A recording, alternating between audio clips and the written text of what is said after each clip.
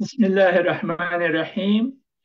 محترمو لیدونکو افغانانو ورونو خوندو، کشرانو مشرانو او لودین صاحب، د نړۍ په هر کونج کې چې یاستئ دغه پروګرام ته تاسو ته ښه راغلاست وایم. خدای دې وکړي چې روغ او جوړ اوسئ او السلام علیکم ورحمت الله وبرکاته. بسم الله الرحمن الرحیم. سلام ها و تمانیات نیک خدا به همه هموطنان عزیز در هر جایی که باشند، به طور عام و به طور خاص به شما دورانه سیب در لحظات نیک و خوش تقدیم می نمایم. امیدوارم چند لحظه که با هم هستیم خوش بگذره و موضوعی که امروز سرش بحث می کنیم چون موضوع بسیار اساسی زندگی ماست، می خواهیم که هموطنان ما هم با همراه ما باشند. سلامت باشین. دلته د محترم لیدونکو نه خواهش هم کوم چې دغه پروګرام په خپل ټولنیزو پاڼو کې شریک کړي او په عین وخت کې وروسته په دغه پروګرام کې به موږ په کامنټو کې د یوټیوب چینل لینک دلته ولیکو، افغانستان پیس چینل، که بیا هغه یوټیوب ته لاړ شئ او سبسکرایب هم کړئ او که علاقه لرئ او پخواني پروګرامونه هم نه وي لیدلي کولی شئ چې هلته یې تعقیب کړئ. او رښتیا هم کله چې دا پروګرام ختمیږي هم یا وروسته د دې هغه یوټیوب چینل کې همدارنګه د ما او د ستا فیسبوک پاڼو کې هم لیدل کېږي. زه هم یو دوه درې ځایه په عامو دغه ټولنو کې شیر کوم. هیله ده چې له دې موضوعاتو سره د موږ او تاسو وطنوال ځان بلد کړي یا که بلد یې موږ سره مشورې شریکې کړي. او په عین وقت که چرته اگر تعقیب کنه و تطبیق هم کنه در زندگی خود، از تجربه خود برای ما نوشته کنه در کامنت ها که این پروگرام خوب بود، ما در این نیجه این استعمال کردم، برای من این تو یک مفید واقع شد. بسیار خوب میشه. لودین صاحب پروگرام با شروع کو دوستان. نو د موږ طبیعي هغه خو سکرین شیر ده چې هغه سلایدونه او د دې لپاره چې د پخوانیو موضوعاتو سره یو رابطه دوستانو سره شریکه سي او یا بعضې وطنوال نه وي هغه هم په د تیرو پروګرامونو لړۍ سره لږ څه خپل نظرونه شریک کړي، لکه په دې کلیدي سلاید کې چې لیدل کېږي. په پخوانیو پروګرامونو کې موږ ویل چې د انسان د ودې لپاره څو مرحلې موجودې دي په طبیعت کې. ابتدا نه د محتاجي په ساحه کې د موږ ژوند شروع کیږي او بعد له دې چې فزیکي او بیولوژیکي له نقطې نظره طبیعتا په وخت باندې موږ داسې مرحلې ته رسیږو چې بیا د مور او پلار او د نورو کومک ته ضرورت نه لرو، ځینې کارونه په خپله کولی شو. اما د دې لپاره چې په عمومي صورت هغه د خودکفایي مرحلې ته ورسیږو، موږ باید فکري نقطې نظر نه، د احساسي نقطې نظر نه، د معنوي نقطې نظر نه هم وده وکړو ترڅو چې هغه حالت د عاقل او بالغ ورته او خودکفا سي انسان. د هغه لپاره موږ وویل چې درې مختلف خنډونه دي، د هغو نه باید دوی تیر سي. اول خنډ ژبه ده او موږ په دې باندې وویل چې که چېرته یو انسان له یو ملک نه بل ملک ته سفر وکړي، که د هغه ملک ژبه یې نه زده نو دوی به ډېر مشکلات ولري. دلته هم که د یوې ساحې نه چې د هغې ساحې مختلفه ژبه ده، که بلې ساحې ته سړی وده وکړي نو هغه د بلې ساحې ژبه باید زده کړي. اول خنډ دا ده چې د هغې ساحې ژبه دې که نه زده نو هلته مشکل ده ژوند کول.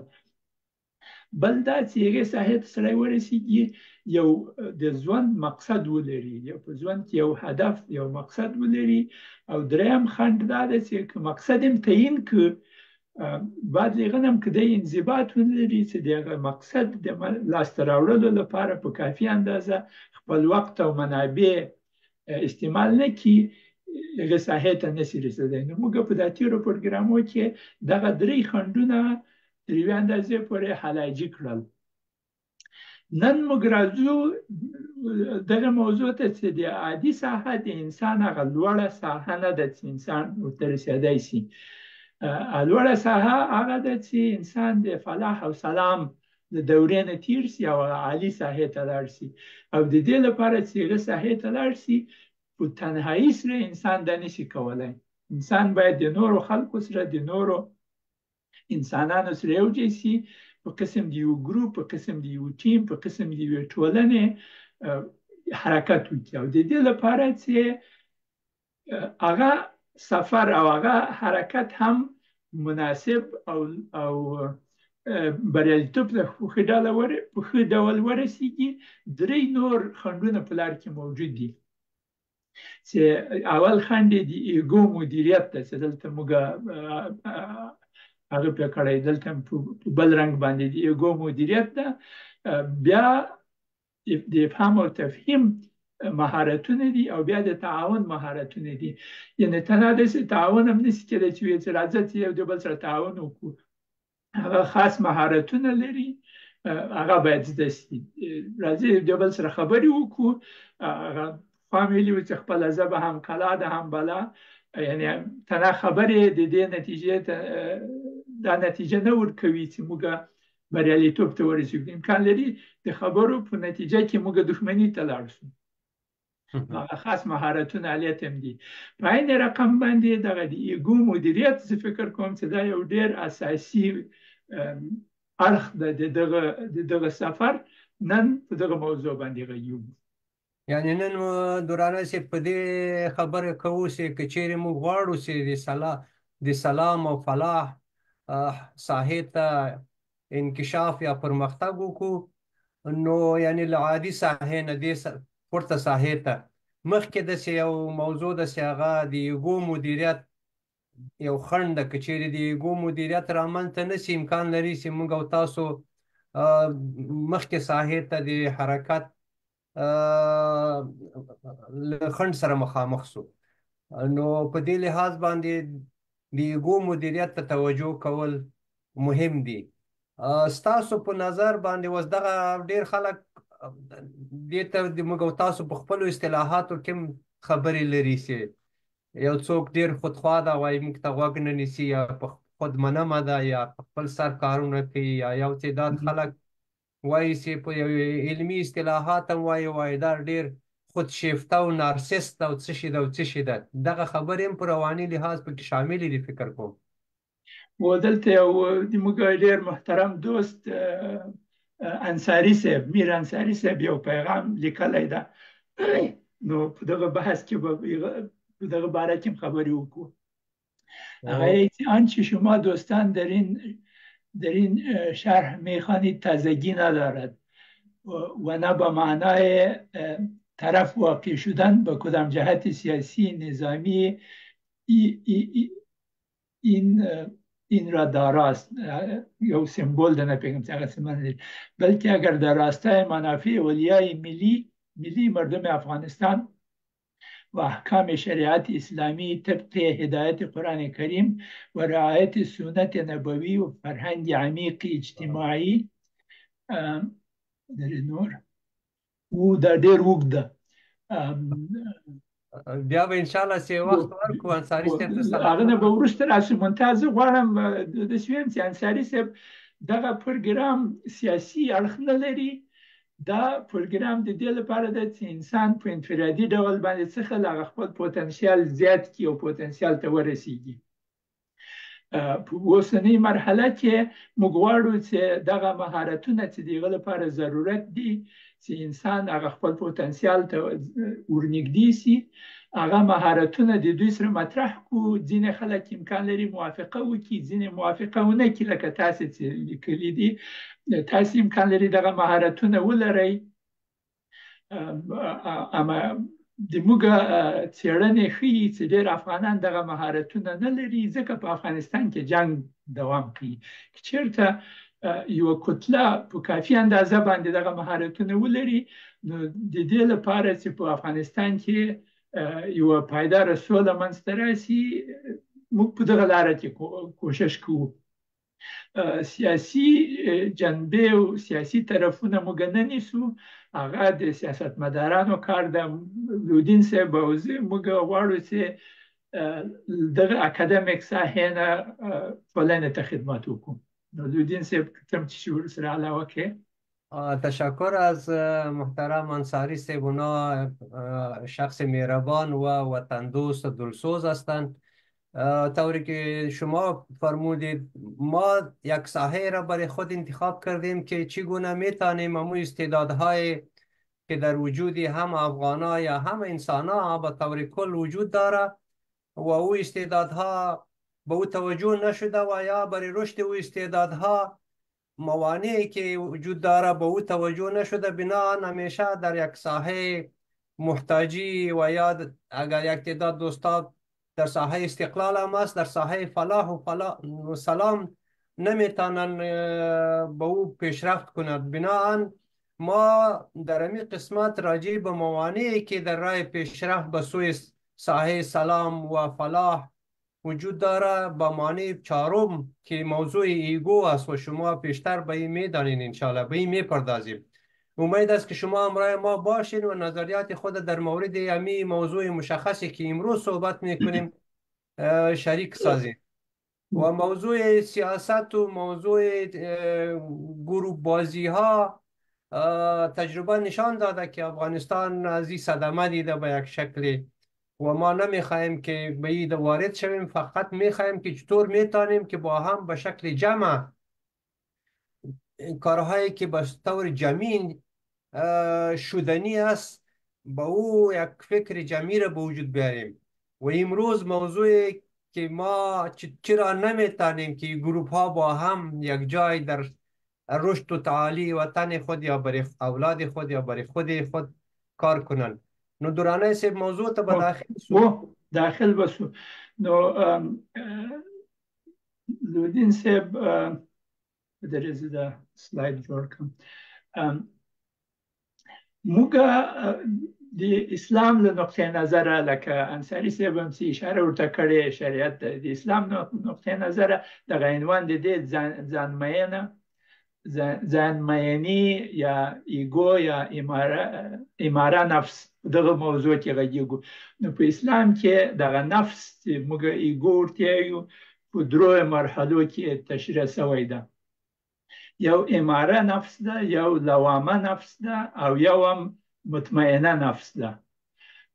موږ دغه ایگو چې د موږ په ژوند کې منفي انفعالات منځته راوړي، دغه د اماره نفس نتیجه ده. او د دې لپاره چې دا لږ زره تشریح شي، دغه د تعامل یعنی راکړې درکړې پنځه نیتونه موږ لرو. موږ د نورو خلکو سره چې معاملې کوو، د دغو پنځو حالتونه خالی نه ده. یعنی په دغو پنځو حالتو کې په یو حالت کې منځته راځي چې موږ نن دلته تشریح کوو، مطرح کوو. اول دا ده چې موږ د نورو خلکو سره چې تعامل کوو، د موږ هدف دا ده چې ځان ته ګټه راورسیږي. یعنی مطلب دینه دا د دورانه سپسی موږ اوس د ایگو یا نفس زه ورته د نفسي هویت وایم چې دا یا ایگو چې هغه په درې حالاتو کې متحول کېدای شي، چې د اماره شکل هم غوره کولی شي، د لوامه شکل هم غوره کولی شي، د مطمئنه شکل هم غوره کېدای شي. یعنی درې حالاتو سره. نو دا په یو د نیت او قصد په بنیاد دا معلوموي چې موږ یعنی کوم حالت کې د دغه نفس صرف مثلا تاسو اول وایي ځاني ګټه په دې باندې، یعنی مطلب دې ده چې په دغو کې موږ ګورو چې نفس په کوم حالت کې ده. یا موږ د نورو سره چې معامله کوو، د موږ نفس په داسې حالت کې ده چې موږ ته ګټه راورسیږي او بل طرف ته تاوان ورسیږي. یعنی دام د نفس یو شکل ښیي، یو شکل د نفس داسې ظهور کوي د موږ په معاملو کې. بل حالت داسې ده چې ځینې شرایط راځي چې دغه د موږ نفس داسې ظهور کوي چې هغه ځان ته تاوان قبول کړي او چې بل نفر احساس د ګټې وکړي چې ده ته ډېر نور تاوان ونه رسوي. دا هم یو حالت ده په استثنایی حالاتو کې راځي په هغو ټولنو کې چې دغه موضوع د کور کې د کورنۍ خشونت روابط مهمي موضوعات چې راځي دغه حالت د ایګو هلته ظهور کوي. څلرمې دغه معامله دا ده چې ما ته هم تاوان ورسېږي فرق نه کوي، مقصد هغه بل ته تاوان ورسېږي. یعنی دواړه بایلونکي کېږي، یعنی دواړه بایلونکي دي. یعنی نتیجه یې داسې شي ځان ته تاوان رسوي او د بل تاوان هم غواړي چې بل هم تاواني شي. هغه هم تاواني شي. عموما دغه د تربرونو له منځ جنګونه کېږي په افغانستان کې د تربورګنۍ او درزادګي یا مثلا د دوه هیوادو له منځ جنګونه کېږي په دغه حالت کې راځي.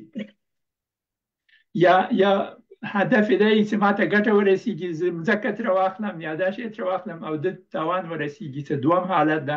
او یا دا چې خیر ده که ماته هم تاوان ورسېږي، د ما زلمیان او ځوانان هم د ما د وطن مړه شي، مقصد هغه بل هیواد ته ضرر ورسېږي.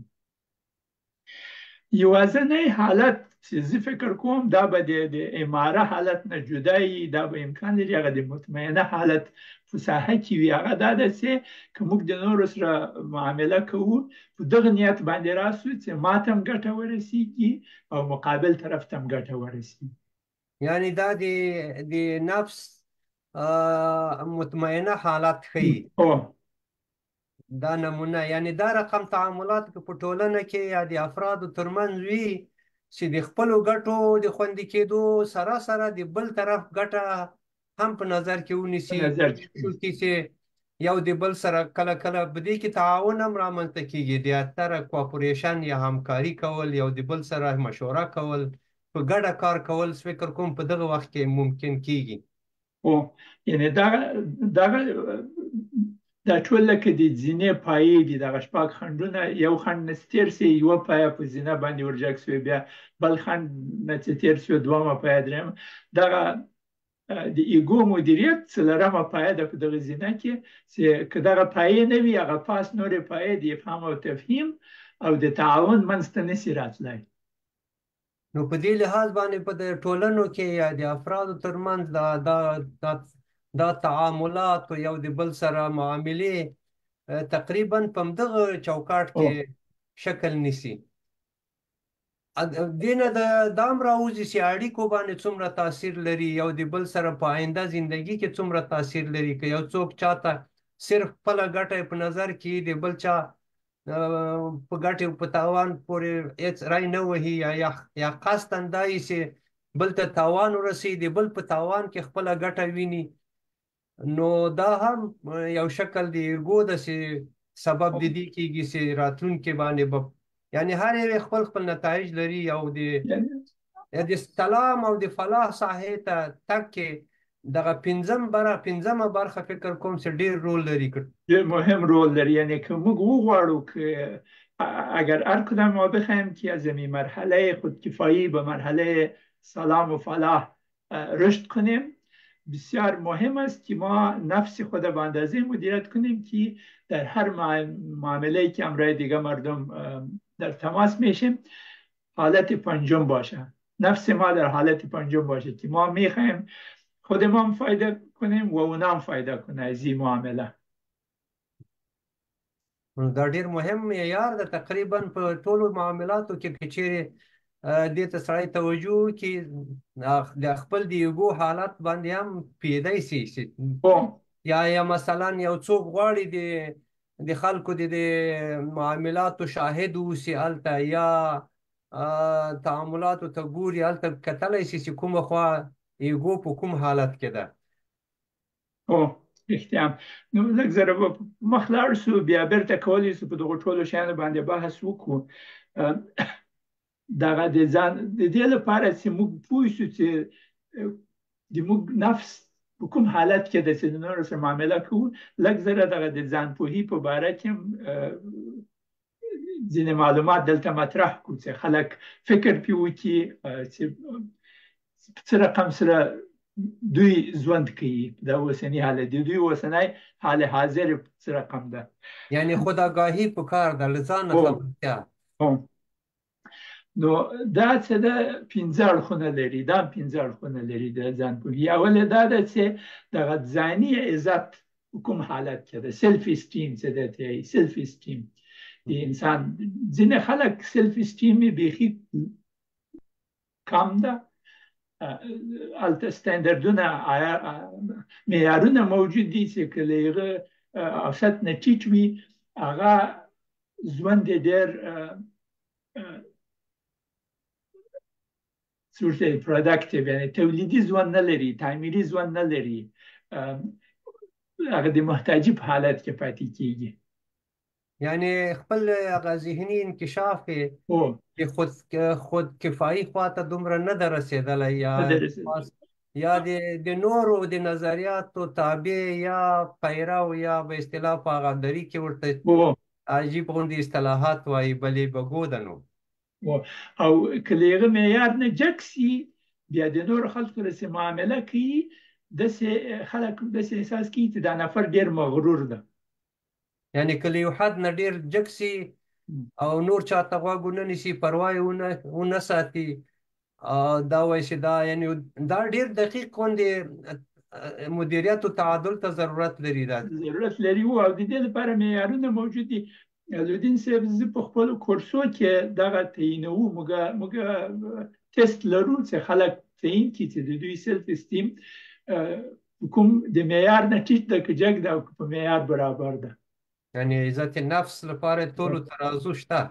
هو دا کېدای شي. بل حالت هغه دا دی چې ځاني ارزښت، ځان ته څومره ارزښت قایل وي انسان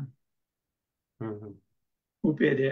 او په دغه حالتو کې دا ځینې خلک په افغانستان کې له خبرو نه معلومیږي چې دوی رښتیا نه یې، چې ځان ته حقیر او فقیر وایي، او بیا چې خبرې ورسره کوي په بل حالت کې کېږي. یعنی ځان ته حقیر او فقیر وایي، بیا نو ډېر بیا یې غوښتنې او نفس ډېر شیان غواړي. دغه ځاني ارزښت په دغه باندې رول لري. بلې ځاني احساس چې څه خل حس کوي چې زه څوک یم، چې ځان باره کې فکر وکړي، څه خل احساسات ورته راځي، د خوشحالي احساسات، د بریالیتوب احساسات، د ناکامي احساسات، چې زه ښه سړی یم، بد سړی یم، څه رقم سره دغه احساس خلک متوجه سي او لږ زره تلقین وکړي، فکر وکړي د خپل ځان باره کې، او وایي چې زه چې د ځان باره کې فکر کوم، څه خل احساسات د ما سره پیدا کېږي. دا یو ډېر مهمه آګاهي ده د ځان پوهې او خود آگاهی لپاره. بل حالت ځان لیدنه، سلف ایمیج ده په انګلیسي، سلف ایمیج، چې ته نه پیږم، ځینې عکسونه به دې لیدلي چې یو آینه ده، دې خواته پشه ناسته ده، په آینه کې زمری برېښي، او ځان د زمري په څېره کې ګوري. یو پیشو آینې ته چې ګوري، ځان هلته زمری ویني، یا چې دا یې تمثیل کړي. دغه ځان لیدنه هم ډېره مهمه ده چې سړی ځان څخه ویني، په خپل ذهن کې چې تصور کړي، ځان څخه تصور کړي. دا د دوی په نفس باندې ډېر لوی تاثیر لري. او بل دا چې ځان خلکو ته څخه ښیي،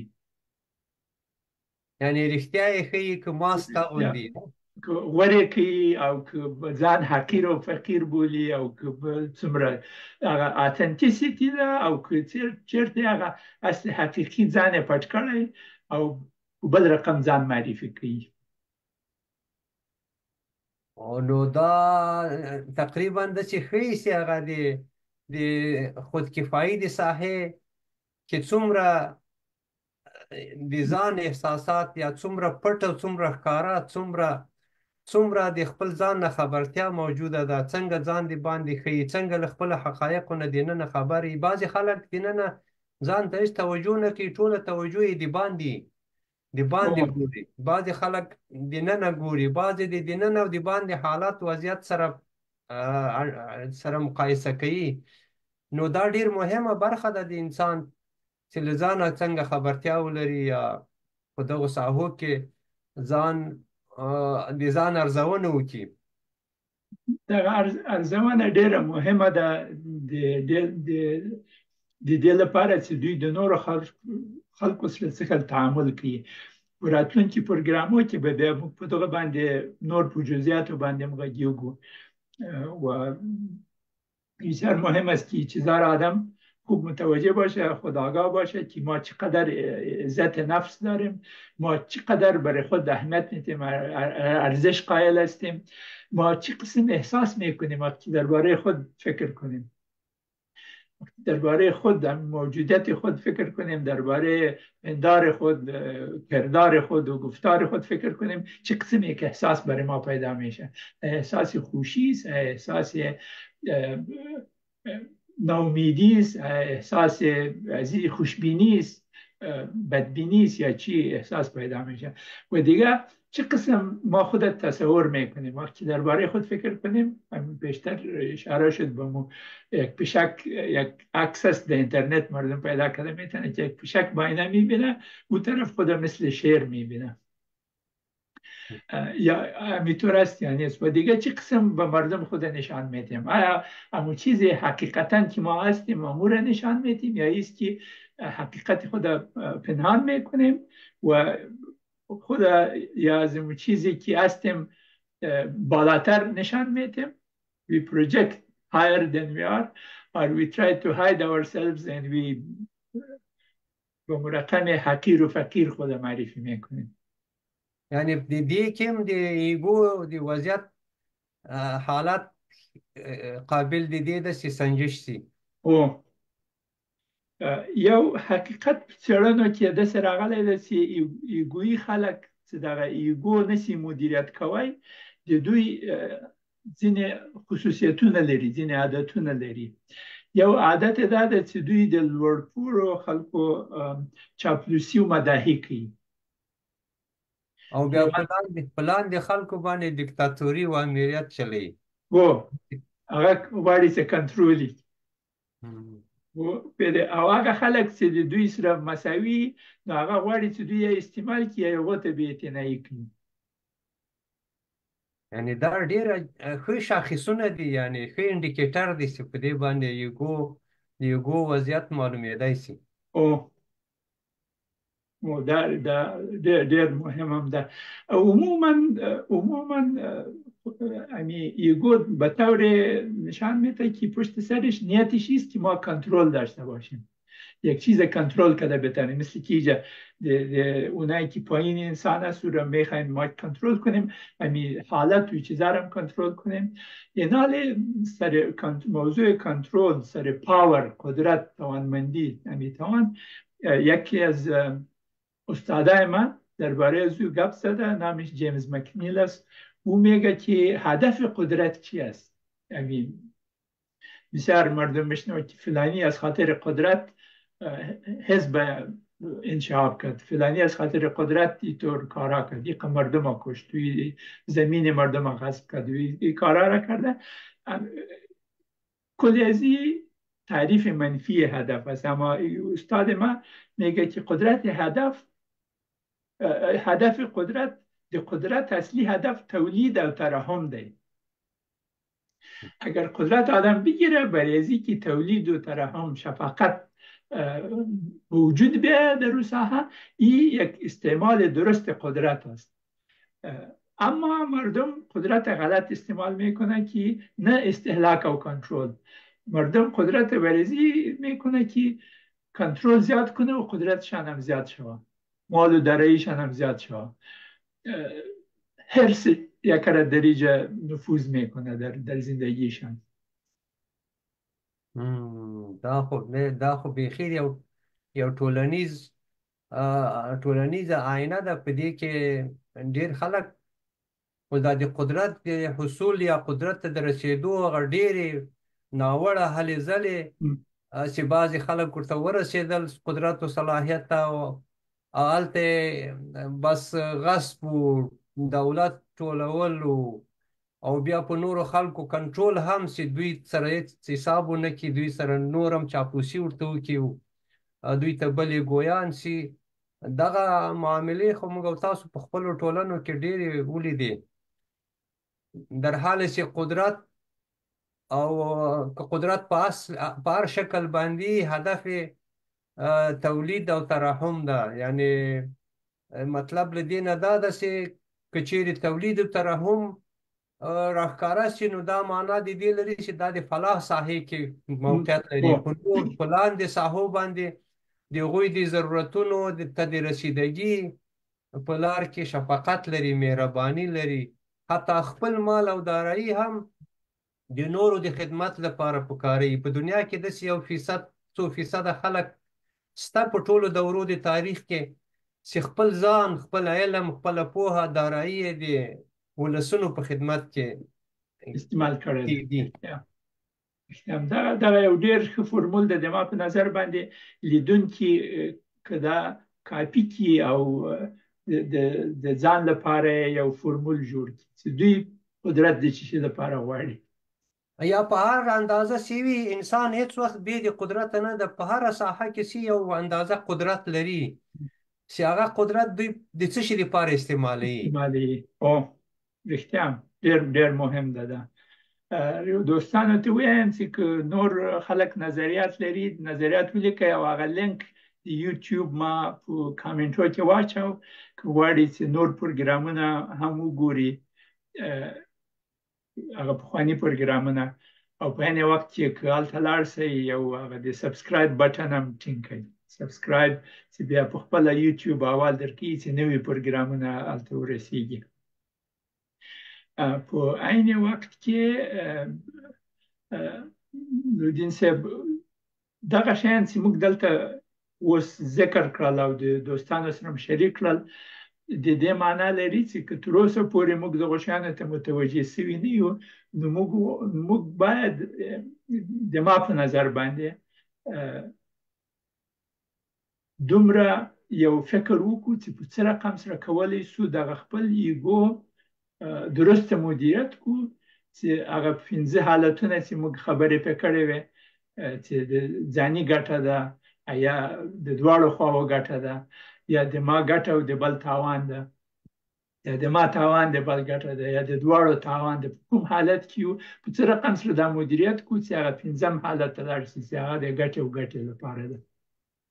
او یو بله پوښتنه درانۍ صاحب، موږ او تاسو خو الحمدلله ایمان لرو، مسلمانان یو، او داسې الله تعالی هم انسانانو ته په خپلو ټولنو کې قدرت او قابلیت او صلاحیت ورکوي. د هغه نه پوښتنه هم کېږي چې تا هم په ژوند کې قوانین او اصول یې چې د هغه نه څنګه ګټه اخلي یا څنګه استعمالي قدرت او صلاحیت منظمو قوانینو اصولو ته هم اړتیا لري چې تر څو د هغه نه په ښه توګه ګټه اخلي که په بده توګه ګټه اخلي. او خدای پاک انسان له ژوند نه، له مال، له دارایي، صحت او دغه صلاحیتونه چې په ټولنه کې لري د هغه نه پوښتنه کوي. یعنی دا یو د دې مقابل کې مسؤلیت لري. نو د دې لپاره که دغه موږ لیدونکي او هغه خلک چې دغه پروګرام وروسته ګوري په یوټیوب کې یا په فیسبوک په مختلفو ګروپو کې چې دغه نشر کیږي چې ګوري، که دوی دغه د خپل ژوند د پایلو او د نتیجو نه خوشحاله نه وي او دوی فکر کوي چې دوی مستحق د ښې پایلو دي، نو زه فکر کوم چې دوی اقدام وکړي چې تغییرات په خپل ځان کې راوړي، تغییرات په خپل نفس کې راوړي، د حالت د بدلون دپاره کوم ځای نه پیل وکړي. لکه چې په سوره رعد په قرآن شریف کې ذکر شوي هغه جز د 11 آیت چې ان الله لا یغیر ما بقوم حتی یغیروا ما بانفسهم، بېشکه الله نه بدلوي د یو قوم حالت تر څو چې دوی تغییر نه کړي هغه څه چې د دوی په نفسونو کې دي. او موږ په نفسونو کې دا 15 حالته تشریح کړل. کوم 15 حالته د دوی په نفسونو کې شته، نو چېرته وغواړي چې هغه ښه حالت ته وده وکړي، هغه 15 حالت ته د خپل نفس توجیه کړي. یعنی د وړلو یا د ګټه آیا د فلاح او سلام ته د رسیدو دپاره نه تنها ځان غواړي بلکې نور هم غواړي، یعنې هدف یې دا وي چې ټول په ګډه باندې، یعنې دې ځایونو کې د یو د بل سره د یو ځای او د بهبود په خاطر باندې د حرکت لپاره له موانعو نه مخنیوی د چې هغه اصلي موانع دننه په وجود کې چې د هر انسان دي که هغه نه عبور وکړي نو کولی شي چې بیا خپل نفس تغییر کړ، حالت هم بدلیږي. او دا ډېر ډېر مهم هم ده. لودین صاحب ما ته په دې باندې په پخوانیو پروګرامو کې یو نیم کال 2 کاله 3 کاله مخکې هم خبرې کړې وې. د افغانستان کې مختلف ډلې او ګروپونه جوړیږي او بیا انشعاب کوي. اوس چې دوی احصایه اخیستې په افغانستان کې تقریبا 1 حزبه مخکې له دې چې دغه نوي چارواکي طالبان قدرت ته راغلل 1 حزبه په د عدلیې وزارت کې رجستر شوي وو او امکان لري د غومره نور ګروپونه چې رجستر نه وو موجود وو په افغانستان کې. او هر ګروپ چې تاریخچې وګوري مثلا په د شپېتو کالو کې خلق حزب راغی د خلق او پرچم سي ټوټې سي، افغان ملت چې منځته راغی ملت سي، بیا افغان ملت سي، شعله جاوید سره راغله د محمودي ډله یوې خواته لاړه، د عثمان ډله بلې خواته لاړه، بیا وروسته پسې تجزیه شوه. هر حزب ته چې وګورئ دغسې انشعابونه کې راغلي. لوی علت د دغو انشعابو دغه موضوع وه چې هغه خلک چې د دوی په رهبري کې وو، په زعامت کې، دغه د خپل نفس او د ایګو مدیریت یې نه ده کړی درست، د اختلاف سبب کیږي. یعنی همیشه ایګو همیشه د دې احساس کوي چې باید له نورو سره مقابله وکړي، ځکه چې غواړي چې خپل ځان په دې باندې تقویه کړي او ځان فعال وساتي. نو دا په دې د ایګو یو خصوصیت وایي دا ده چې په منابعو باندې د تسلط او د منابعو له لاسه ورکولو نه ویره، د دغه حالت کې دواړو حالت کې نه بخل و حرص دا یو عمده خصوصیت ده د ایګو. او دا په انګلیسي باندې د مایند سیټ اف سکرسیټي دی ته ورته د قلت ذهنیت ده، د کمبود احساس کوي، همیشه کمبود احساس کوي. او دغه کمبود ته اصطلاح ورته جوړه کړله. دغه احساس د کمبودي د دوی هغه نفس له مطمئنه او له عامه حالت نه اماره حالت ته راټیټوي او همیشه د ثروت او قدرت په ټولولو کې او په ځان پورې مختص کولو کې اخته وي او له لاسه ورکولو نه ویره لري، بناهن بیا په خشونت او په تهدید او په دې سره متوسل کیږي. یعنی دا د دغه جینه منشا اخلي. او علت هم دا ده چې خدای پاک انسان څخه خلق کړی ده سلف سفیشنت ده ورته ووایم، یعنې که ټول هغه خپل ننني استعدادونه وده وکړي د دوی په بدن کې، د دوی په ذهن کې، له فکري نقطې نظره، له معنوي نقطې نظر نه، له احساسي نقطې نظر نه، د فزیکي نقطې نظر نه، دوی د دې احساس د کمبودي نه کوي. یعنی د انسان په بدن کې دننه هم داسې وړتیاوې استعدادونه شته چې هغه راویښ شي، تقویه شي. او زه به یو بل شی وایم چې الله تعالی نه تنها د انسان دننه داسې وړتیاوې ورکړي دي چې هغه که راویښې شي انکشاف وکړي، بلکې د باندې هم د ژوند لپاره دومره پریمانه منابع دي چې په هر شي کې د قوت او انرژي دومره وړتیاوې ایښودل شوي، دومره خزانې دي چې انسان هېڅکله هم د کمبود احساس نه کوي. وان تعدوا نعمت الله لا تحصوها، یعنی د الله تعالی نعمتونه دومره پریمانه دي. یا دا اوس زمانه کې د انرژي په منابعو باندې د کنټرول مسله ده، اوسني تخنیک او تکنالوژي دومره حتی رسېدلې چې له ډېرو شیانو نه انرژي تولیدېدای شي. یوازې د لمر انرژي چې ځمکې ته راځي که چېرې د دې نه ګټه واخلي، د اوبو، د هوا، د باد یا دننه په معادنو کې، یعنې مطلب دا ده چې که چېرې دننه انساني استعدادونه له د باندې منابعو یا فرصتونو سره یو نو تعاون کې راسي، نو هماغه د ګټې ګټې خبره خو را مطرح کیږي. نو دا خودکفایي په هغه حالت کې خودکفایي دې ته هیڅ یعنی ضرور نه ده د دې لپاره چې ځان تکمیل وبولې، خارجي منابع د تا په کنټرول کې وي. دغه مهم هغه دی، یعنی ضرورت دې ته نشته چې د دې لپاره چې ته فکر وکړې چې زه اوس تکمیل شوم، ځمکه ډېره ولرې، پیسې ډېرې ولرې، قدرت ډېر ولرې، نفوذ ډېر ولرې. ما ته په دې باندې بحث هم کړی و، ځینې خلک دغه د حکومت قدرت غواړي چې ډېر شیان په کنټرول کې وي، اما موږ ویلې چې هغه حکومت به بقا ولري چې هغه څو خصوصیات ولري چې هم عادل وي، هم معتدل وي، او هم خادم وي. یعنی باس نه وي په اصطلاح د انګلیسي. یعنی د حکومت اصلي وظیفه دغه داسې عدالت تامین سي، خدمتګزاري وکړي، او د خلکو دپاره شفقت او مهرباني ولري. ځکه چې دا خصوصیات د یو نظام یا د حکومت د صلاحیتونو د استعمال هغه اصلي کړنلاره ده، او دا بقا پیدا کوي داسې حکومتونه، داسې نظامونه. او رښتیا. نو زه فکر کوم چې دا یوه مهمه موضوع وه، او مهم نقاط هم داسې سرسري د دوستانو سره مطرح کړل. نور به دوی ته موقع ورکړو چې دغه شیان فکر پرې وکړي او دوی خپلې نتیجې ته ورسیږي. نو دا یو ښه بحث ده.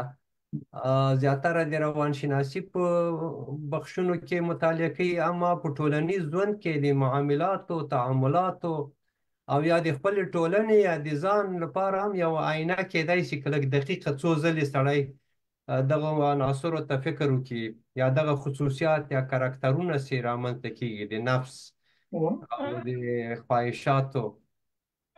او که دغه خنډونه لودین صاحب، که دوستان چې دغه پروګرام همیشه تعقیبوي، که په خپلو بانډارو کې، په خپلو مجلسو کې، په حجرو کې دغه موضوعات مطرح کړي او بحث وکړي د خپلو دوستانو سره، امکان لري دوی ته هم ګټه ورسي یا نورو ته هم ګټه ورسي. دا به نو لکه هغه پیرامید، موږ دلته مطرح کوو، دوی په خپلو حجرو کې مطرح کوي، هغه دوستان بیا بل کې مطرح کوي.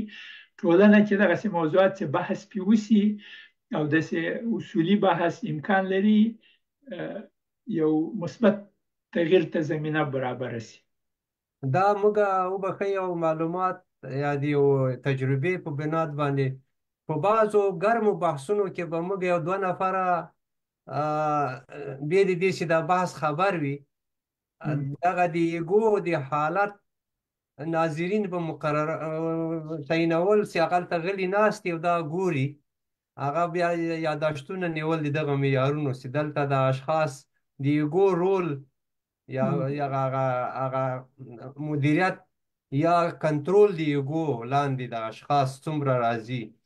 نو پسته به بیا بحث پرې کوو چې دغه اثار ولیدل سول چې د ایګو دغه خصوصیات دلته ولیږل سول. اکثرا به هغه مجلسونو کې به چې دغه موضوع مطرح وه، نتیجې ته به نه رسېدل سره، او ډېر به خفه یا په اصطلاح پقار له مجلس نه ووتل، دا مجلس به وشړېده. نو هلته به موږ د ایګو د مدیریت او د همکاري د کمښت، څومره چې ایګو حاکمیت ولري هلته همکاري کمیږي. یو د بل سره تعاون او همکاري او افهام و تفهیم دې ټولو کې دا رول لري. حتی انضباط او مقاصد او ژبه هلته د ایګو ښوونه کوي، ژبه څنګه ژبه استعمالیږي، هلته مقاصد څنګه مشترک مطرح کیږي، د هغه په لوري حرکت یا همکاري څومره ده، انضباط او ډیسپلین. مطلب د ما دا و چې دغه مسایل چې موږ او تاسو په دې خنډونو کې یاد کړي، دغه د لاندې خنډونه هم کله کله هغه پاس ساحو کې بیا ځان ښیي، که پوره نه وي څوک تېر سوی تر نه. دا یوه مداومه پروسه ده. یعنې دغه کارونه که زه ویم د افغانستان دغه نوې اصطلاحات چې هلته راغلي، دا یوه پروژه نه ده، دا یوه پروسه ده. دا پروسه د د ژوند کولو پروسه ده چې دغه شیانو ته همیشه متوجه اوسي. یعنی دا شخصیت سازي هم ده تقریبا که چیرې وګورو چې په یو ټولنه کې که چیرې ډېر خلک د یوګو مدیریت سي او خصوصا هغه خلک چې تصمیمونه نیسي او هغوی د تعاون او همکارۍ بنیادونه به ډېر قوي وي. په یوه ټولنه کې چې د تعاون او همکارۍ بنیادونه قوي وي یا بنسټونه قوي، هغه رشد کوي طرف دی، او په دې کې د یوګو مدیریت ډېر مهم رول لري. نو پروګرام به په دې ځای باندې خلاص کو، خلاصه به دلته بیرته دغه کلی به بیرته راوړو چې ټول بیرته سره راټول سي. موږ تر اوسه پورې دغه د انسان د ودې مراحل چې د محتاجي له ساحې نه د فلاح او سلام ساحې ته ځي، کوم خنډونه په لار کې لري. موږ نن څلورم خنډ بحث پې وکړو چې هغه د یوګو په تېرو پروګرامو کې موږ د انضباط په باره کې، د مقصد د تعیینولو په باره کې او د ژبې د زده کولو په باره کې پروګرامونه وړاندې کړي وو. او د هغو ټولو لپاره د یوټیوب لینک اسانه لار به که څوک غواړي چې بیرته ورسي یا خپله حافظه تازه کړي او یا یې مخکې لیدلي اوسي وویني، په کامنټ کې موږ د یوټیوب لینک دغه افغانستان پیس چانل لینک هم هلته اچولی.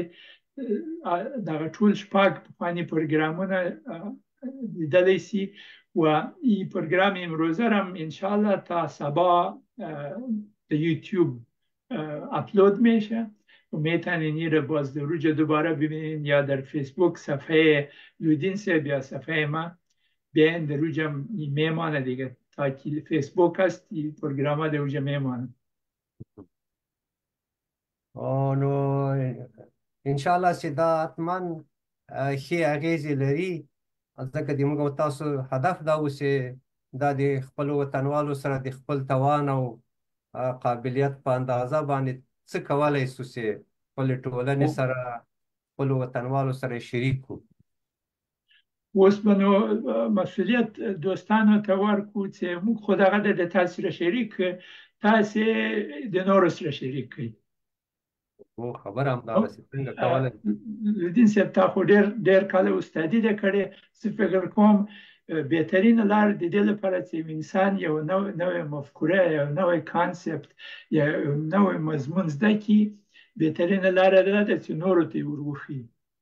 نو دا فیصدي د زده کړې او حاکمیت په یو موضوع باندې هغه وخت فیصدي ډېرېږي چې نورو ته یې ښوونه پیل کړي، او په دې باندې یو خاص لذت او خوند هم اخیستل کېږي، ځکه چې د یو خیر رسولو په کار کې فعال یې هم ثواب کېږي او هم یې داسې دننه ذهن هغه برخې چې لږ ذره فعالې نه وي په وخت د تدریس کې یا تعلیم کې هغه فعالېږي، په عمق د مسایلو باندې پوهېږي. ما ته دا تجربه د ډېرو شیانو باندې بسې باور که ما وایي سر نه و پرې خلاص، خو کله بسې تدریس هم کوو یو موضوع بسې مطرح سوه یا یو پوښتنه به راغله زموږ یو هغه اړخ ته چې به زه توجه به مې نه وه سوې، هغه ساحه به ماته خلاصه سوه، په هغه کې به ډېر موضوعات نور وو.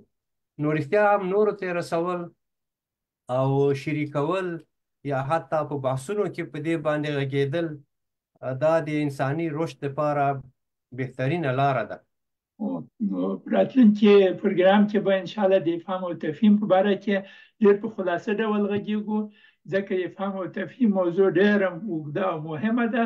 په هغه باندې به بیا په راتلونکي کې نور پروګرامونه هم لرو. نو موږ لودین صاحب هدف دا ده چې له روزې نه مخکې موږ دغه شپږ خنډونه تعریف کړو او تشریح کړو تر یوې اندازې پورې، او بیا په روزه کې به نو دوستانو ته رخصت ورکړو، موږ به هم رخصت واخلو چې له مختلفو ساحو کې خپله وده وکړو. او انشاءالله د دغه تطبیق د روزې میاشت کې هم ډېر مهمه د تمرین کولو یو هغه ده. له روزې نه وروسته به بیا انشاءالله دغه موضوعات د افهام او تفهیم او د تعاون او نور مهارتونه چې د سولې د ذهنیت لپاره ضرورت دي، په هغو باندې به نو بحثونه کوو انشاءالله. انشاءالله دوستانو حاضر د خدای په امان وي. الله حافظ. خدای په امان. ښه وختونه لرئ، ښې چارې. السلام علیکم ورحمة الله.